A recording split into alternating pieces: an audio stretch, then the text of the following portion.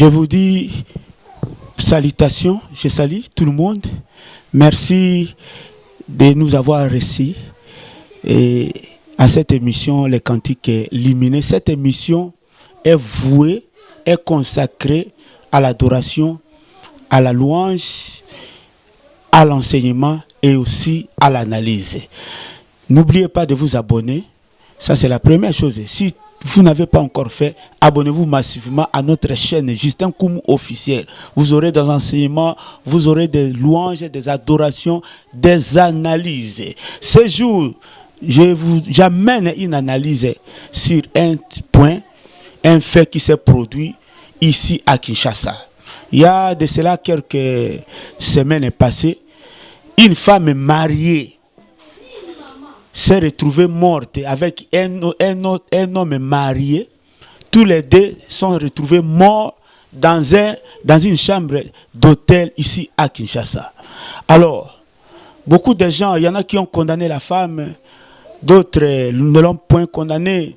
Il y en a qui ont condamné l'homme, d'autres ne l'ont point condamné. Il y en a qui ont condamné tous les deux. Il y en a qui les ont justifiés. Alors, à la lumière de la parole de Dieu, moi je condamne, nous condamnons et l'homme et la femme. Et l'homme et la femme. Parce que l'homme est marié et la femme aussi est mariée à un autre homme. Et tous les deux sont mariés.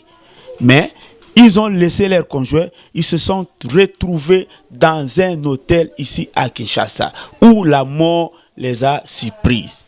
Alors, cet acte-là, c'est un acte d'adultère. Et l'homme et la femme, tous les deux sont des adultères. Voilà pourquoi la Bible dit, le salaire du péché, c'est la mort.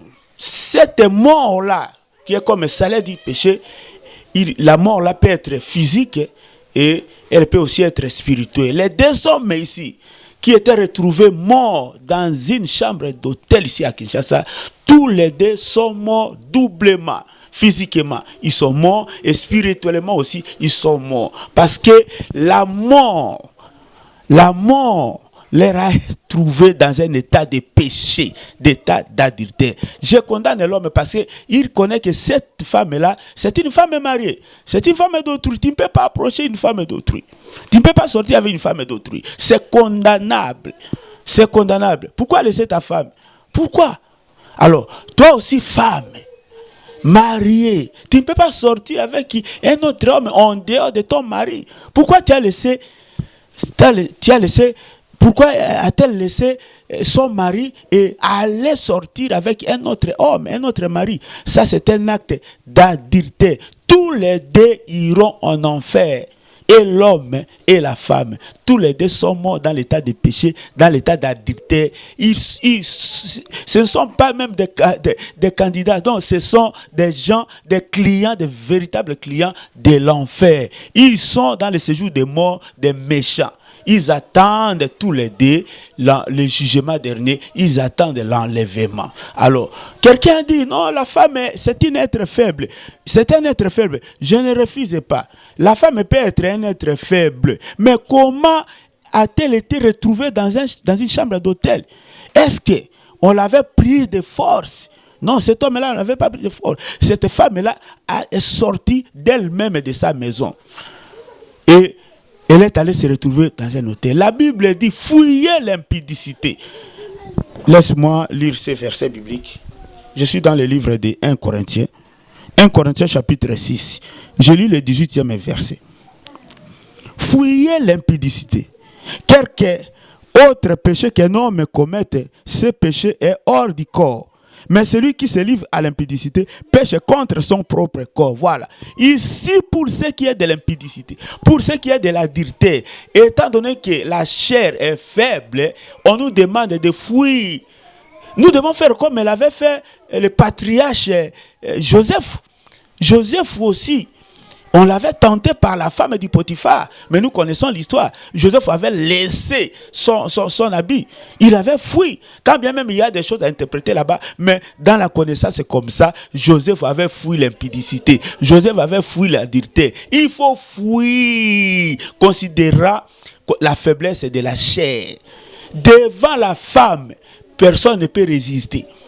Personne ne peut résister. Voilà pourquoi la Bible nous donne la bonne manière de résister à la femme, résister à l'impudicité, résister à l'adultère, c'est de fuir. Toi, tu sais que cet homme-là te drague. Pourquoi tu t'approches toujours de lui? Pourquoi tu t'approches de lui? Toi, tu sais aussi que cette femme-là t'importune. Cette femme-là te tente. Parce qu'il y a aussi d'autres femmes qui tentent les hommes. Alors, tu connais bien que cette femme ici, quand bien même elle est mariée, moi aussi je suis marié, mais cette femme me tente, je dois la fuir. Fuir, c'est-à-dire je dois l'éviter. Je dois l'éviter. C'est ce que cet homme-là devait faire. Éviter cette femme. C'est ce que cette femme-là devait faire. Fuir l'impudicité. Mais nous voyons ici, il y a une volonté. Il y a un consentement libre et de l'homme et de la femme. Tous les deux sommes dans l'état de péché, dans l'état d'adultère. Alors, leur sort, c'est l'enfer. Ils sont dans le séjour des morts. Ils attendent le jugement dernier. Ils attendent d'être condamnés. Ils attendent d'être jetés dans l'enfer. Parce qu'au moment où je parle, l'enfer n'est pas encore peuplé. Personne n'est encore entré dans l'enfer.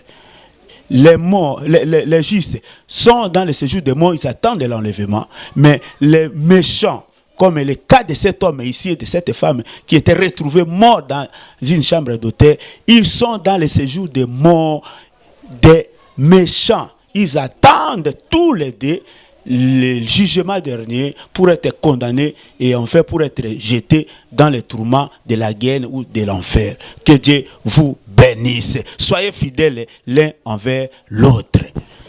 Que Dieu vous bénisse.